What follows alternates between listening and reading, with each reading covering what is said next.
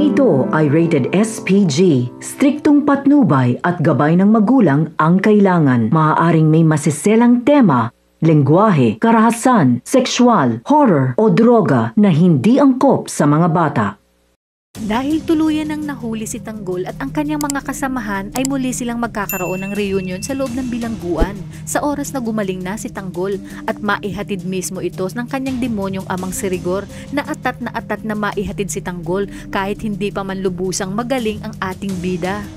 Dahil nga mas matimbang kay Rigor ang kanyang reputasyon at trabaho kaysa sa kanyang pamilya. Lalong-lalo na kay Tanggol na kahit kailan pala ay hindi niya itinuring na anak.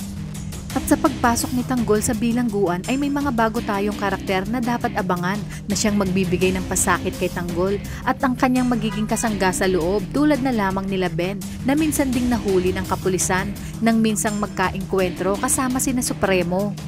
At dahil mabilis kumalat ang balita ay agad namang malalaman ni Ramon sa tulong ni General Ribas na nahuli na ang taong nagnakaw kina Angkong at pati ang ilang lata na may lamang mga high-end cocaine.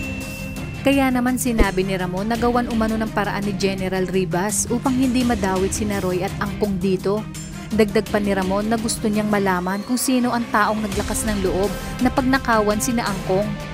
Kaya naman dito ibinalita ni Ribas na naberil umano ni Rigor de Magiba ang suspect at ito ay ang kanyang mismong anak na nagngangalang Tanggol.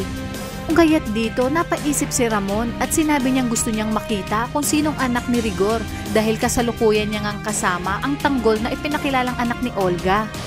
Dito na nga malalaman ni Ramon na ang kanyang nakaengkwentro sa hotel na kamukha niya ang tinutukoy ni General. Kung kaya't nakumpirma niyang tinatarantado siya ni na Olga at David. Kaya naman gagawin ni Ramon ang lahat, mailabas lamang si Tanggol sa loob sa tulong ni General Ribas.